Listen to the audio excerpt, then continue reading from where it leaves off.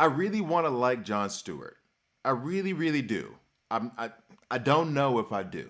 I'm confused. I'm very confused. Let's get into it. There is a difference between you and me. Don't talk like one of them. You're not.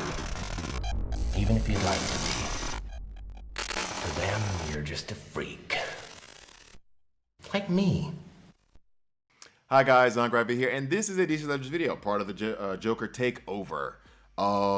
So yeah, in this video, I'm gonna give you an in-depth guide into John Stewart. I gotta be Ultraviolet Lantern John Stewart. I gotta be honest. I'm not sure how much I actually like him. I think he has a lot of useful utilities, or a lot. One very useful utility. However, the way getting around to using it has been difficult. But in any case, and honestly, I'm really confused. So I'm even more interested in watching the videos that I have set up as well than I would be normally, because I want to see the mistakes that I'm making in trying to use him. I feel like there is a way to get him to go, and I just haven't figured it out yet. It was like that for another tune recently where it took me like 4 weeks to legit figure out where I wanted to slot them in, him or her. And I figured it out at a certain point, but it took me a long time. Feel like that's kind of similar to John Stewart. And he has a lot of potential, but it's just not working for me in the way that I want it to yet. In any case, let's just hop right into it. First off, the skin, what was his name? Doomscreech? He looks like a transformer. Like I don't rock with it. I don't vibe with it. I don't know what it's supposed to be. The normal skin isn't a great deal better. I don't know what this is supposed to be. I mean, really, just like a transformer, straight up, or Voltron. And I'm not the originator of that. I'm not the originator. Like plenty of people on Reddit and stuff have said that, but they were right. Anyway, so let's just go ahead and get into his kit. Actually, give me 1 second.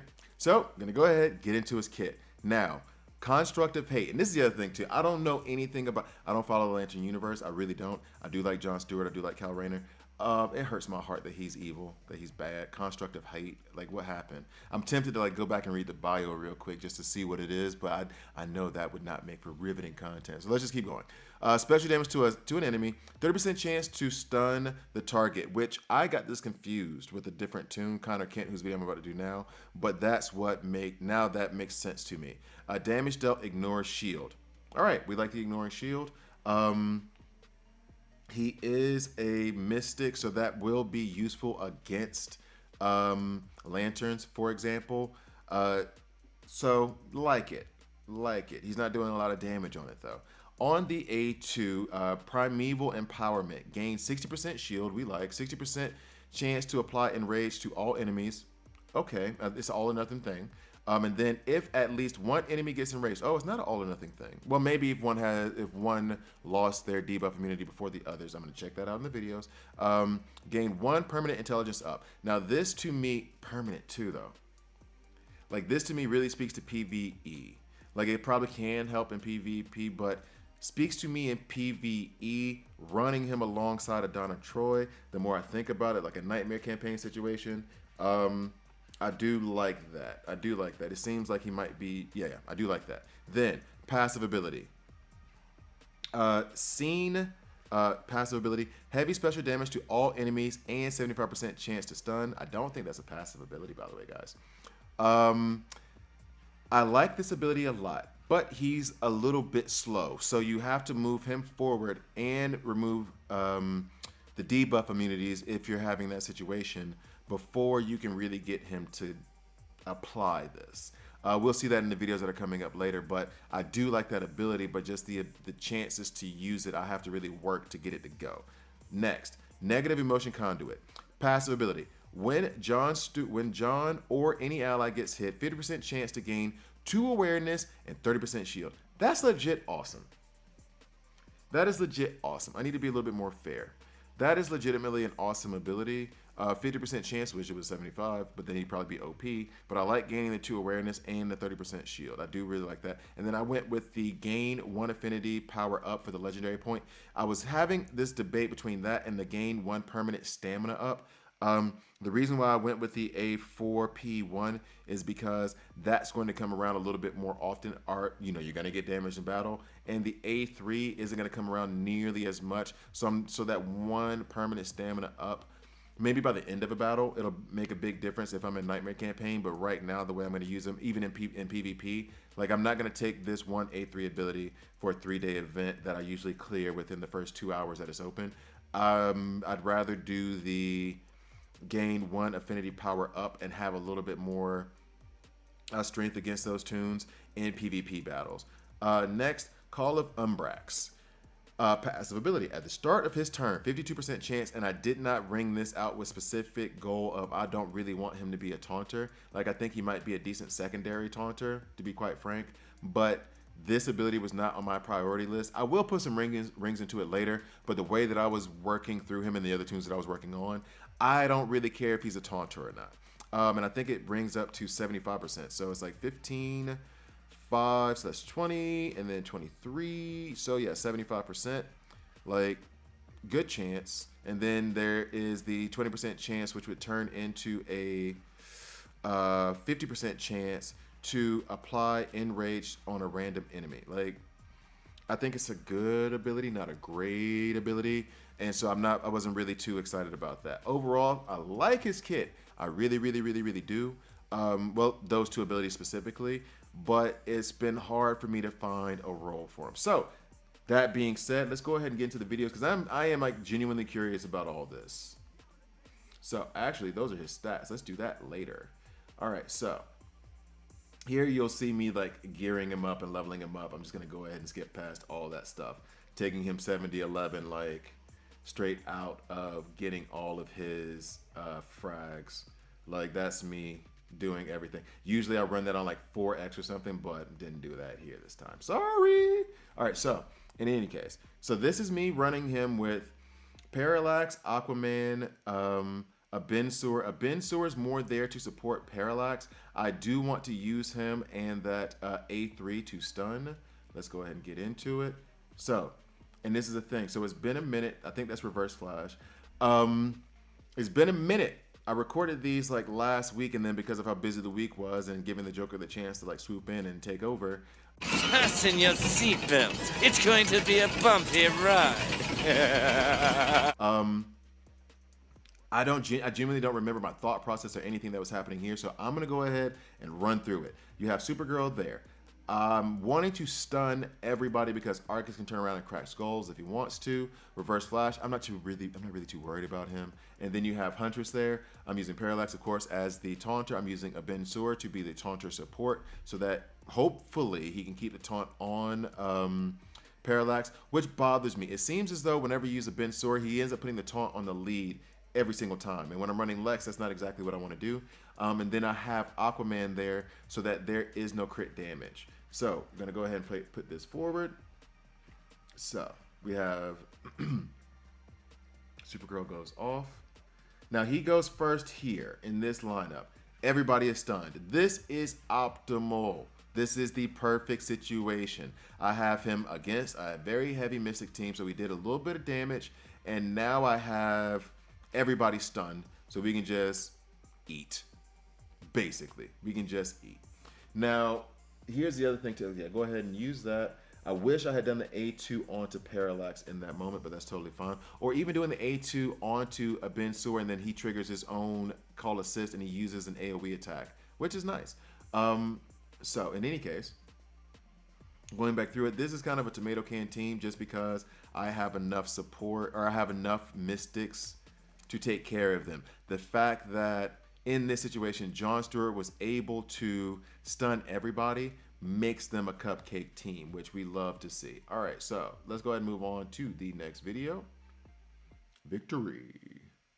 All right, so here we have, all right, so I'm trying to use Cheetah to match up with the speed of Martian Manhunter. We have a Mystic Heavy, we have an Energy Affinity Heavy team on the other side.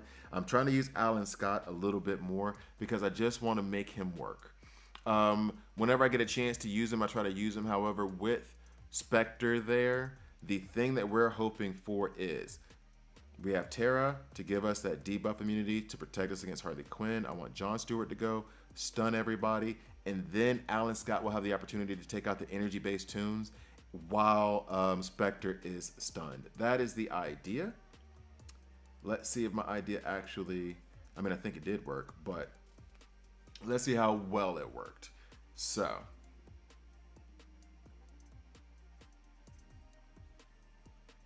good. That, and see, that was a risk there because he could have stunned John Stewart. Now I've stunned everybody. That's a plus. That's huge. Now we can go to work. We can go ahead and take out Arcus because the stun is still on Spectre, which is a very big plus.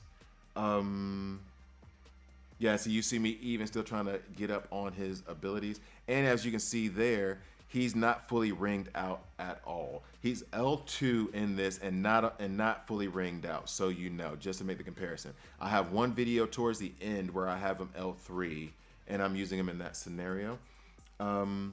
This is all pretty well in hand. The difficult part is going to be dealing with Spectre. I did not bring anybody to deal with him because it just basically wasn't room on the roster. If I was going to use Alan Scott to take care of the energy-based tunes, then I had to have Tara there in case of Enrage, and then Cheetah had to be there. So there was really no one to take care of Spectre. I was hoping that Alan Scott would be able to, once he gets going, will be able to take him out. He did severely damage him, and so Spectre should fall now. But yeah, that is, I mean, it worked. It worked well. We're going to take out Martian Manhunter here. Fairly easy. So now I'm going to go ahead and go to the next video because it's going to run for a minute for some reason. I don't know. So we have, this is me trying to lay down a lot of debuffs. So I'm going to have Red Hood here. The first chance I get, once Black Flash goes off, I want to take out Spectre or somebody to reduce all their cool meter. Turn meter. Can you tell I'm tired? It's the evening. I'm exhausted. Anyway, so I'm trying to use Red Hoods to reduce all their turn meter when I finally do make one of them fall. This is all Mystic Team. This is all Mystic Team. Normally I would just go up against them with an all physical team. But in this scenario, I'm trying to see if I can make something work with John Stewart, which is just stun them all. Let Red Hood and, I can't even remember who the other, yeah, let Red Hood and Riddler, let Red Hood take them out, honestly. Let Riddler weaken them up a good bit. Now here's the funny part, of course, Black Flash does not use the A3, but that's okay because Spectre was not able to take out John Stewart. Now we have Red Hood. He's going to attack him off the A1, and I'm just going to keep attacking Spectre until we can finally make him fall. No damage, like none.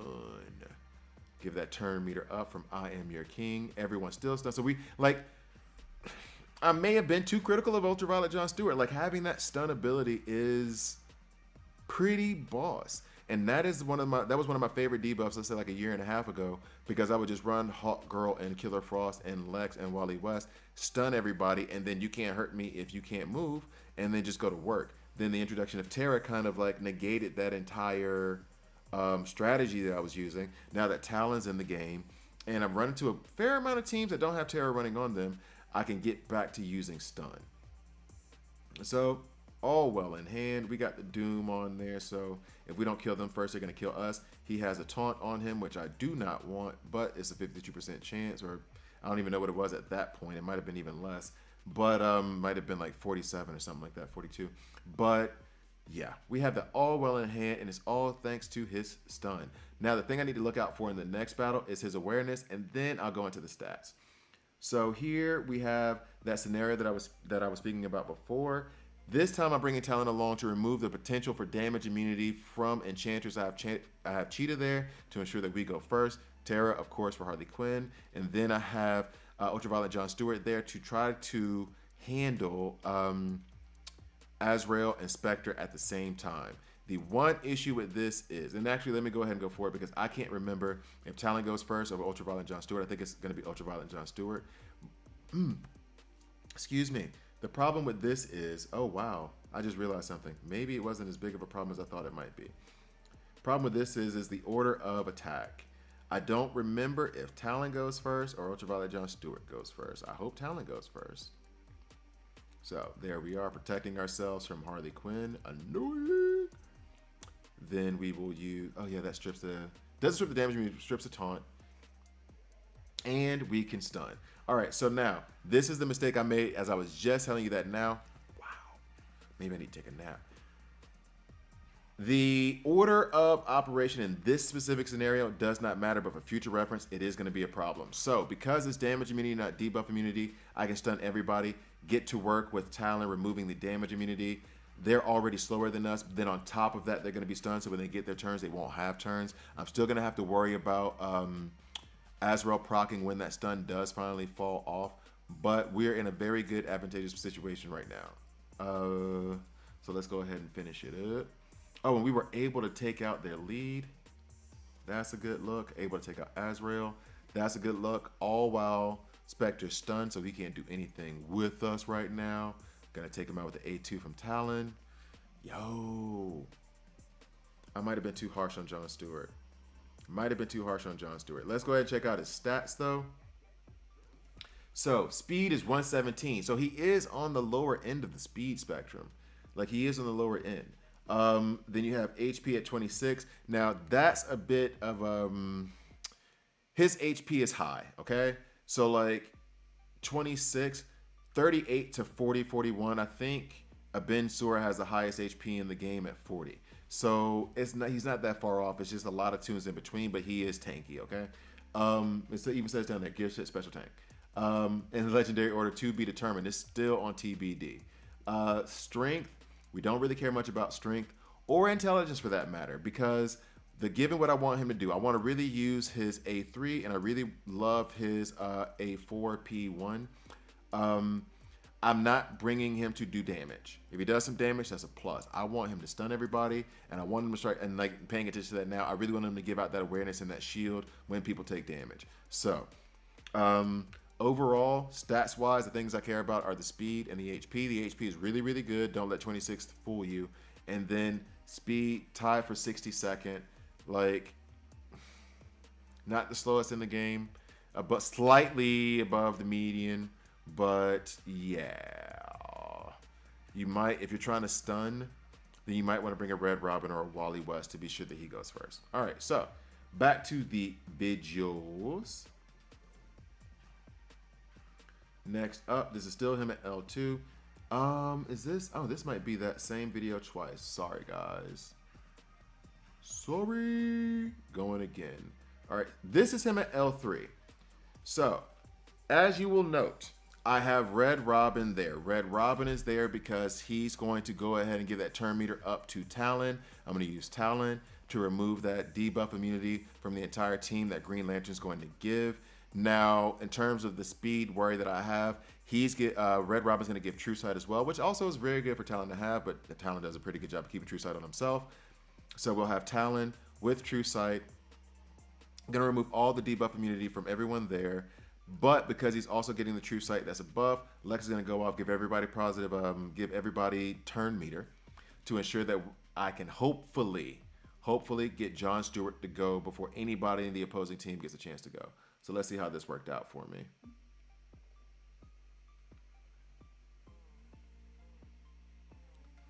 All right, so here we go. Let's see. So Red Robin over to Talon. Now you see all our turn meters are full. Can go ahead and attack. And that was the other thing too. I forgot about the potential for Wonder Woman to retaliate, but she gave everybody turn meter up, which is what affected us. I've stunned everyone and taken out Wonder Woman Coda. Taking out Wonder Woman Coda was a huge plus. Very happy about that. So now I don't even know who I would attack. Probably should attack, yeah, Huntress, just so that she can't take out John Stewart, because it is his video. Remove the debuff or the death immunity from Green Lantern John Stewart, so that way he will fall. But yeah, like having that stun come out in the open, like really just puts you in a really, really, really good situation. So maybe I was a bit too harsh on John Stewart. Like I'm saying that I'm having a hard time finding how to use him, but I've been using him. I was using him well. Now there were plenty of battles that I did not succeed in, like to just be real, but he was getting the job done. And now this is a new thing that I'm doing. Let me know if you like it or not. I'm putting him solo against the last stage heroic node, chapter 8. And this is one, to see his animations, because I don't get to see his animations in PvP, and two, to see how he handles everything there. So boom, very Transformer move, very much. Is it Starscream? Starscream, that was his name, Starscream. Looked like he flipped out of the air after transforming from a jet and then landed on the ground. So, okay, so you see the awareness that came up there. We like that, plus the shield from the attack. We like that. I forgot to pay attention in the PvP battle, to be quite frank with you, to be very honest. But we do love to see that happen. But now that I think about it, seeing that happen means that, well, no, we're protected. We're tanky. That's good. That's a good look. So, yep, more awareness there. I do love that awareness coming up too. That's one thing that I underestimated about his kit. I like that a lot. So I think I was wrong on John Stewart. Or maybe I was just being too harsh, but I do like him. I do like him as a toon. I like his utility. I think I'm going to start using him a little bit more. I'm going to find like that it's still not pulling him into the flow, is that if that makes any sense. Like I don't like just reach for him given a situation. I'm like, oh yeah, that's what I'm going for. So there is still like a little bit of a lag there in my ability to figure out how I want to use him, but I feel like I need to figure it out because I think he's going to be game changing for my style of play. Like they've given me Talon in March. He's going to remove the debuff immunity, and he's one of my favorite characters in the DC universe. And then they're giving me Ultraviolet John Stewart to reintroduce the stuns that I love so much. What I wish I had done, I wish I had run him with Hawk Girl, with Killer Frost at some point. I'm probably going to do that anyway. And in fact, I'll do a part 2 on Ultraviolet because he's going to have a PvP week at the end of May. So I'm going to go ahead and probably do a part 2 and try to run it with Killer Frost and Hawk Girl in the meantime and see if I can make anything work. But thank you guys for watching all the way through. I drop these videos every Monday, Wednesday, Friday. So please like, please subscribe. If you don't like it, hit subscribe and hit dislike. I'm okay with that as well. I'll see you guys next time.